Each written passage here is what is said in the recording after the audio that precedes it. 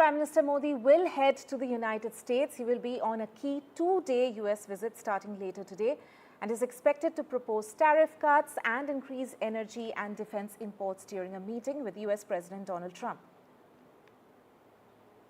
That's right, Tanima. In fact, the Prime Minister keen to avert a potential trade war and boost trade ties after President Trump threatened reciprocal tariffs on many countries. We have Nikunj Garg, who is in Washington at the moment. We will go to him as we get on with him. In fact, Indian Prime Minister, of course, Narendra Modi will be heading to Washington today. Of course, this is a crucial visit. It is a two-day visit. Of course, he was in France. He continues to be in France after this important diplomatic visit. Now he is headed to Washington, and it is a two-day visit during which he is expected to discuss matters related to energy, trade, tariffs, and some of these important discussions are going to take place as Prime Minister Modi visits the US, and this is of course his first visit after Trump took over for the second time.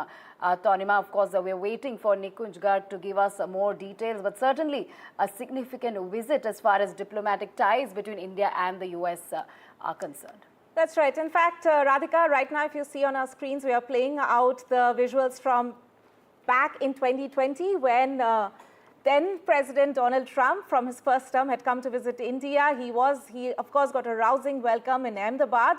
The event there that you can see the pictures from back in 2020. And even in the pre-departure statement, if you see that the Prime Minister, in fact, the Prime Minister's office gave out ahead of his visit, the Prime Minister had in fact said that he warmly recalled working with Donald Trump earlier, and so that was clearly mentioned in that statement. But also, very importantly, he also went on to say that the agenda of the meeting will be for mutual benefit of both the United States, the people of United States, as well as for the people of India. So, as we know, clearly some things which are going to be on top of the agenda is talks related to trade, tariff, maybe even the H-1B visa issue, something which has been in the headlines recently. And also, very importantly, Radhika, because there's, of course, a lot of optics which will go into play here as well. But one of the things that we have seen happening recently is, of course, the fact that India sent back its illegal, beg your pardon, US sent back illegal Indian migrants to India. That is going to be a thorny issue, which is likely to come up as well. We have guests joining us on the show. Brahma Chalani, strategic affairs expert, as well as Professor Swasti Rao, geopolitics and foreign policy expert. First to you, Mr. Chalani, of course, this is a very crucial visit as far as Prime Minister Modi is concerned. How would you really analyze this visit? How do you assess the impact of the America First doctrine that, Trump speaks about? How will it impact Indo-US relations, particularly in the field of, trade as well as defense? And we're also talking about immigration issues as well, and considering the tariffs that have been imposed. How is this meeting significant as far as India-US relations are concerned? US-India ties thrived during President Trump's first term, but the US-India relationship began to fray during the Joe Biden presidency. Trump is a great believer in the notion that personal bonds between leaders can positively shape relations between their nations. And he has a good personal rapport with Modi.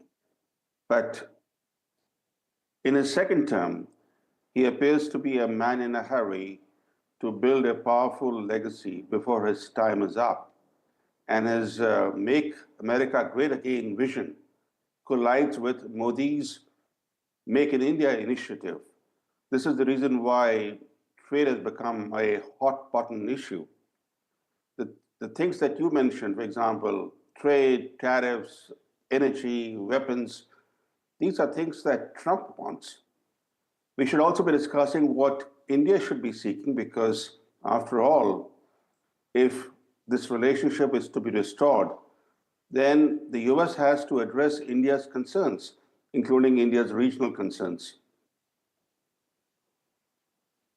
Professor Swasti Rao, if I can bring you into the discussion as well, as I was mentioning, one of the things which happened just preceding this visit to the US is the manner in which the Indian illegal migrants were sent back to India by the US. That is, of course, a sensitive issue, and we've seen the Indian government sharing some of the concerns with the US authorities as well.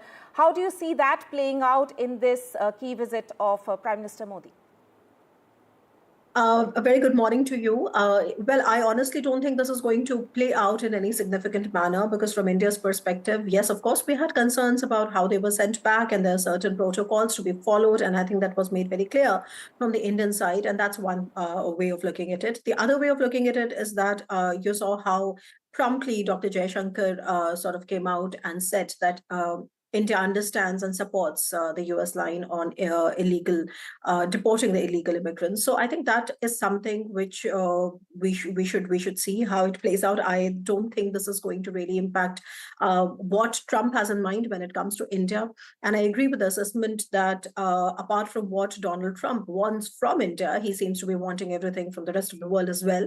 He has not minced his words about how he is going to keep America's interests first. And I think India's real challenge out there is going to be how to reconcile that with keeping India's interests first. I personally do not see that India will be able to operate under the same kind of strategic autonomy that we would like to. We have already seen on a couple of things where we have fallen in line. A, on the question of illegal immigrants. I think we were very forthcoming in taking them back. B, on also agreeing to buy more hydrocarbons from the US. In the Donald Trump first presidency, we did buy about $7 billion worth of hydrocarbons to try and rectify the trade deficit, because we have about $190 billion worth of trade in goods and services, and it is in our trade surplus, which is about 37 billion of that is in India's trade surplus. And this is what Donald Trump is actually attacking. So we will have to find ways to rectify the trade deficit. It could be about lowering, our own, tariffs when we import from the US. So we are going to be seeing, some part there. But I'm interested in seeing how much of, our own strategic autonomy are we able to stick to? Because yes, India does have genuine concerns. India does have other multi-alignments with respect to BRICS and with respect to INSTC, with respect to, these kind of groupings. And I am not sure if Donald Trump is particularly happy with that. So that is a challenge for Prime Minister Modi to navigate, yes. Right. Also coming to you, Mr. Chelny, considering the personal rapport between PM Modi and President Trump, how might this rapport really influence diplomatic engagements at this point? Are there any specific areas where this bond could yield some good benefits? Can their personal dynamics lead to some sort of swift agreements between the two nations? Both are deal makers, and when you have a personal rapport, it helps to move the relationship forward. We saw that from Trump's first term, how US-India relations flourished. In fact, that was the best period in the US-India relationship. Trump executed a paradigm shift in America's China policy in his first term. He ended a 45-year American policy of aiding China's rise.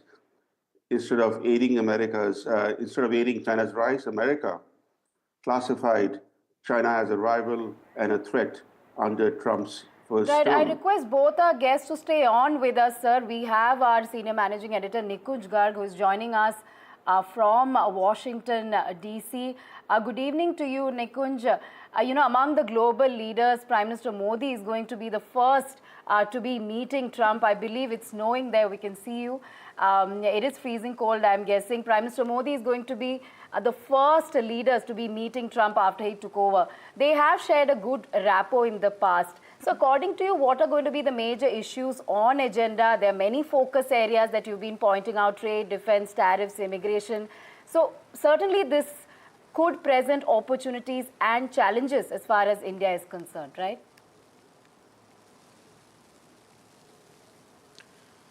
Well, Radhika, good morning to you. And yes, it's a freezing DC We have almost 3 inches of snow on the streets by now, and it would be a dysfunctional capital as far as traffic and everything else goes. At least for today, there's a snowstorm warning as well. So President Trump would be gearing up inside the White House, which would be completely snowed from outside. I mean, I can see that Xavier is now trying to pan the camera and trying to show you the real environs of the American capital as the Prime Minister prepares to land here and as the Americans prepare to host him.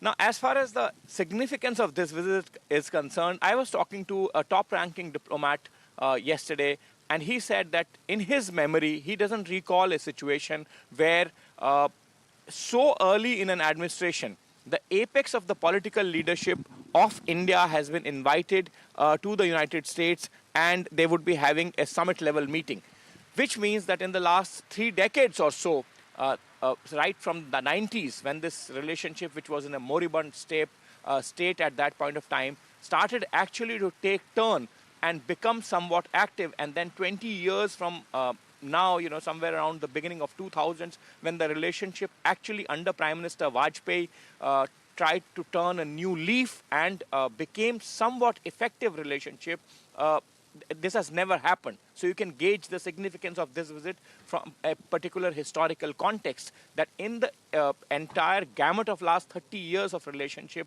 if we see it as the new era of Indo-US relationship, this kind of a meeting between the Prime Minister and the incumbent president in the first month of the inauguration of the president, 20th he took over, and we are still not at 20th. So you can imagine the significance that the Americans look. Such meetings do not happen at the instance or the invitation of any, or at the behest of someone. These meetings happen at the invitation of the host country, and particularly when the host country happens to be the United States of America.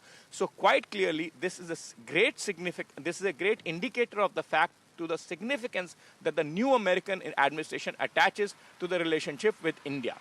So that being said, once that is the case, I would say that most of the contentious issues, most of the challenges as you put them, can certainly be tided over if the personal chemistry between the leaders is there at the apex level, which was completely at display. Remember, do not forget that President Trump traveled to India during his first term in 2020, went to Ahmedabad, the hometown of the political leadership of India currently, and stayed a good day there, went visiting various monuments, etc., various places, etc. So the kind of relationship they share, the personal bond that they share, there's no doubt in that.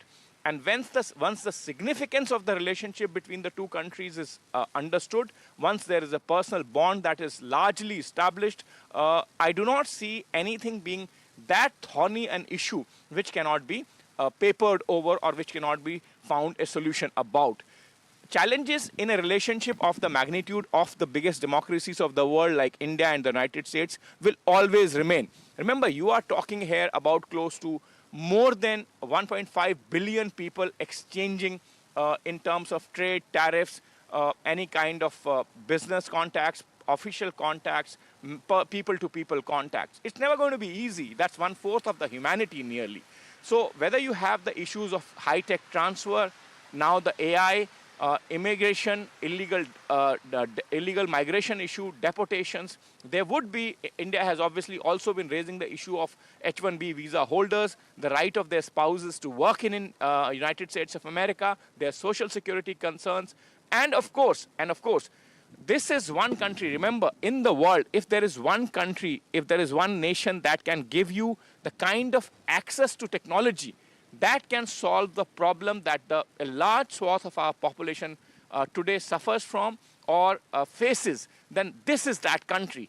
It can give you that directly. Maybe you will not have that kind of supply of capital coming from Washington, D.C. or the United States to India. But once you have the relationship, once you have the bonhomie, once you have the indication from this capital, the capital inflow into the country also becomes, any country for that matter, becomes much, much easier. So both the capital and the technology that you need as a fast developing country, as an emerging global power, this country can play a very large role. And therefore, those are the issues that the apex of the political leadership would be grappling with. These will not be the issues of minutiae, as some people would say that why would, those 100 deputies were transferred in a manner that they were. Look, that is something that no country, no self-respecting country would allow, or no self-respecting country would live with. But those are only the sidelines of the issue. The issues are of massive importance to both the countries. India's success, India's growth, India's prosperity, India's rise, India taking its rightful position in the International Committee of Nations, India sitting at that high table of nations where it deserves its place, is also equally critical for a democracy like United States of America. Because if India rises, as the Prime Minister also puts it, if India rises, the world peace gets a guarantor. If India rises, India is one country that has never shown aggression towards any of its neighbors. If India rises, a large mass of humanity that has been struggling under subpar conditions comes to fruition and comes to its rightful place in the world. So those are the concerns at the apex of the political leadership level, and I'm quite sure as I said, that the significance that the administration is attaching to this visit, with the kind of personal chemistry and with the kind of mutual intertwined interests of the two countries, that should not be a problem. And as I said, some thorny, some side challenging issues will always remain in such a vast gamut of relationship, but those issues do not have the potential to derail this relationship. In fact, this relationship can only soar higher and higher, as most of the observers across the world are now pointing at. Remember, India is also going to it is India's turn to host the next Quad meeting, which is now also one of the centerpieces of this relationship and India's relationship with the developed world. India would extend an invitation to President Trump to travel for Quad, and this relationship will then is only marching in that direction where it is going to take its rightful place in the world, not only in the historical context, but in the context of an emerging world, an emerging world order. Right, Nikunj, you've spent the day, in fact, talking to experts on the ground there and also people from the diaspora. What's the mood in Washington ahead of Prime Minister Modi's arrival, and how's the visit being viewed in US political circles and the media there? Well, look, US political circles at this point in time is a sharply divided place. It's quite a polarized section, I would say. But if one aspect of the entire political spectrum that unites the political spectrum between the Democrats and the Republicans, it is in United States' relationship with the Indians and with India. So quite clearly, this is a relationship that India, obviously India wants this relationship to move ahead. India wants a prosperous, a more engaging, a more committed, and a more fruitful relationship with the United States of America. However, there is a complete agreement on the Capitol Hill. There is a complete agreement in the Senate. There is a complete agreement in the Congress that this is the most consequential relationship of the emerging world. This is the most consequential relationship of the emerging century.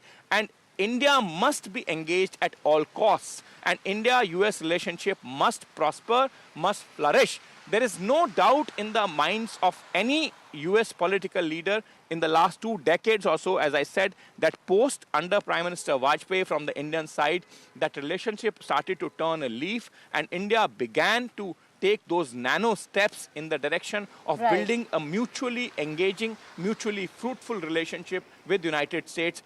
There has not been, and there has never been a moment of doubt that this is the most consequential relationship of the emerging world and for the posterity from here on. All right, a most consequential relationship for the emerging world. Thank you so much, Nikunj Garg, for joining us from Washington. Of course, we will keep coming back to you as this meeting takes shape. Let's go back to Swasti Rao. Swasti Rao, there you heard it. Of course, several issues will be a part of the discussion. There are thorny issues as well, which will come up during discussions. But if we were to talk about H-1B visa program, considering US administration's scrutiny of the H-1B program, what are some of the repercussions for Indian professionals and the IT sector? How can India navigate these challenges to protect its workforce interests? Because immigration, what happened in the last few days, sending illegal migrants was a thorny issue, is a thorny issue as far as India is concerned. But as far as H-1B visa issues are concerned, take us through how India can navigate some of these challenges to protect its interests. Yeah, we have to put it into perspective. See, India right now earns more from remittances than it does from FDI. Okay, the total remittances coming into India are to the tune of $120 billion. The US lion's share is coming from the US. There are 4 countries in the world which are top remittance senders, to India. Compared to that, US is, of course, being US, UK, UAE, and Saudi Arabia are these countries from where we earn through remittances. And I gave you a comparative bit of an analysis about how we earn more from remittances than we earn from FDI. So in the year 2023, 2024, the total earnings we had from our FDI was about 70 point some billion dollars, versus the remittances were to the tune of 120 to 125 billion dollars. So first things first, India is extremely serious about protecting its interest when it comes to skilled labor, because they are the ones that actually send the remittances back home. Okay, so the first thing, why we see this readiness on the Indian side to try and resolve this matter instead of complicating it is also because of this very, very important economic angle to it. That's the first thing. The second thing about the H-1B visa. Again, please understand that from the perspective of the US, the problem is that they are wanting a crackdown on illegal immigration. H-1B visa, Indians have been the biggest beneficiaries of this particular visa category. And of course, we have concerns about what then happens when it kind of clashes with Donald Trump's crackdown on, illegal migration, how he kind of just went ahead and canceled the birthright, naturalized birthright, etc. It has still not become law. He can't do it alone because, of course, US is a federal system, and one has to understand how the states work and how the state machinery and their courts work. But despite that, there is no doubt in the fact that the United States under Trump is going to keep America's interests first. Now, when we talk about America's interests, how do you make America great again? Because if you look at the engineering graduates, if you look at the science graduates, the technology graduates, America is not able to produce them enough. And they are reliant on countries like India to actually import all that skilled labor force, So I think that Indians are very clear on that.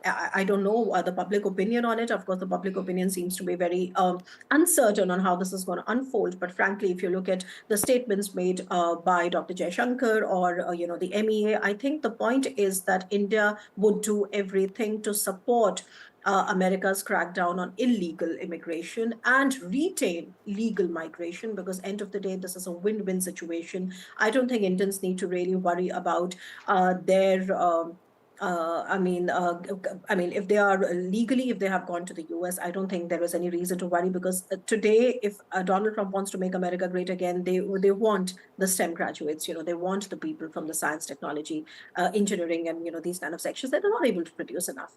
And Donald Trump's rhetoric on this is also going to continue. Please remember, this has been one of the major promises based on which he's actually won the election.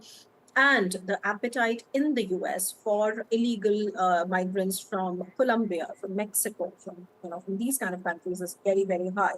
So the southern borders are going to be sealed. You will see more crackdown on that. But I personally don't think this is going to directly impact H-1B visa. And we will have to wait and see how, Prime Minister Modi's trip to the US is going to sort of we'll have some insights from there as well. Personally, I do not see that this is going to really impact the legal chain of migration.